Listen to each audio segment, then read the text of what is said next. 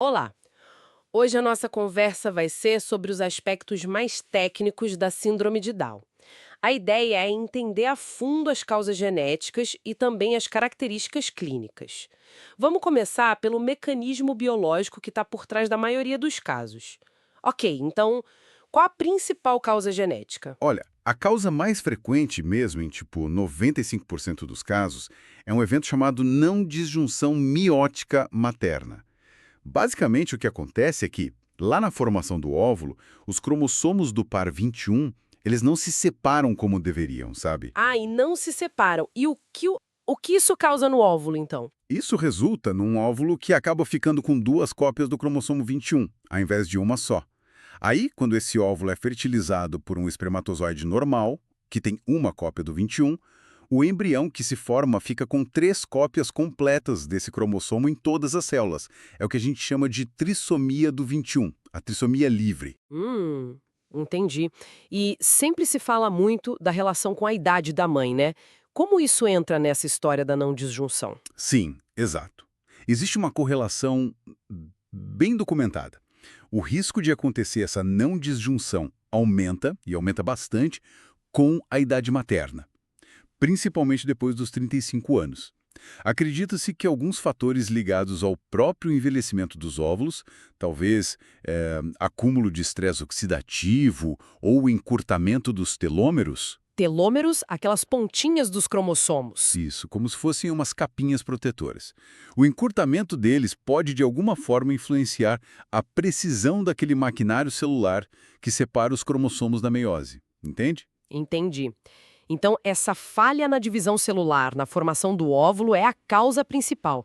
Mas você falou em 95%. E os outros casos, os 5% restantes? Ah, sim. Nesses casos, que são a minoria, a causa costuma ser o que chamamos de translocação robertsoniana.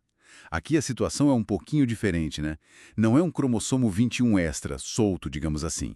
O que acontece é que um pedaço do cromossomo 21, ou ele quase inteiro, se liga, se funde a um outro cromossomo. Frequentemente é o cromossomo 14. Que interessante isso. Então a pessoa tem 46 cromossomos no total, número normal, mas mesmo assim tem a síndrome. Como assim? Exatamente. Ocorre uma quebra perto do centro, do centrômero, de dois cromossomos específicos, tipo o 14 e o 21. Eles trocam pedaços e se fundem. O resultado final é que, apesar do número total de cromossomos ser 46, a pessoa carrega, na prática, um material genético equivalente a três cópias do braço longo do cromossomo 21. É por isso que as características clínicas da síndrome aparecem do mesmo jeito. E uma diferença importante: essa translocação pode ser herdada, diferente da não disjunção, que geralmente é um evento novo. Certo, ficou mais claro agora as causas genéticas. E como essas alterações nos cromossomos se manifestam? Quais são as características clínicas que a gente observa mais frequentemente? Bom, existe um conjunto de características físicas, né, que são frequentemente associadas. É importante dizer que nem todo mundo vai ter todas, mas as mais clássicas, assim, incluem um perfil facial um pouco mais achatado, os olhos com uma inclinaçãozinha para cima, sabe?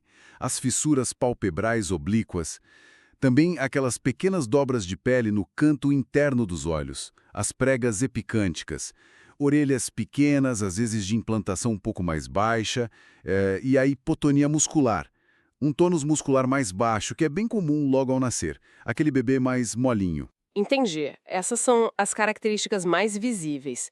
E além delas, tem outras condições médicas importantes que costumam acompanhar? Com certeza. Um ponto muito importante é a alta frequência de problemas no coração, as cardiopatias congênitas. Afeta mais ou menos metade das pessoas com a síndrome. Metade? Nossa, é bastante. Sim, é um número bem expressivo. O tipo mais comum é o chamado defeito do septo átrio-ventricular completo. Afeta as paredes que separam as câmaras do coração, sabe? Mas também são comuns defeitos só no septo ventricular ou só no atrial. Por isso que a avaliação com o cardiologista bem cedo é fundamental. Certo, muito importante mesmo. E para a gente fechar essa parte mais técnica, é bom diferenciar a síndrome de Down de outras condições genéticas, né? Quais mecanismos não causam a síndrome de Down? Só para não confundir. Ótima pergunta. É fundamental não misturar.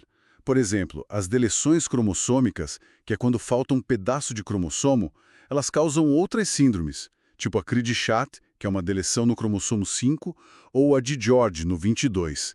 E essas geralmente não têm ligação com a idade materna. Ok, deleções são outra coisa. Exato.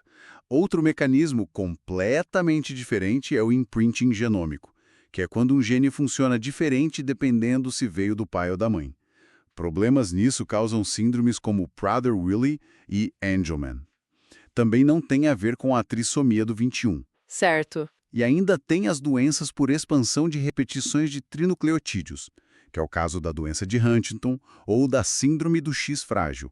São mecanismos genéticos bem específicos, distintos do que acontece na síndrome de Down. Perfeito. Então, só para a gente recapitular os pontos técnicos principais, a grande maioria dos casos de síndrome de Down vem da trissomia do 21, por causa da não disjunção na meiose do óvulo, com aquele risco aumentado com a idade materna, e uma parte menor vem da translocação robertsoniana. Exatamente isso. E do ponto de vista clínico, temos aquele conjunto de características físicas, dismórficas e, de forma crucial, a alta frequência de problemas cardíacos congênitos. Esses são aspectos centrais para o reconhecimento e para o manejo da condição. Entender essa base técnica é essencial para o diagnóstico e para o acompanhamento correto.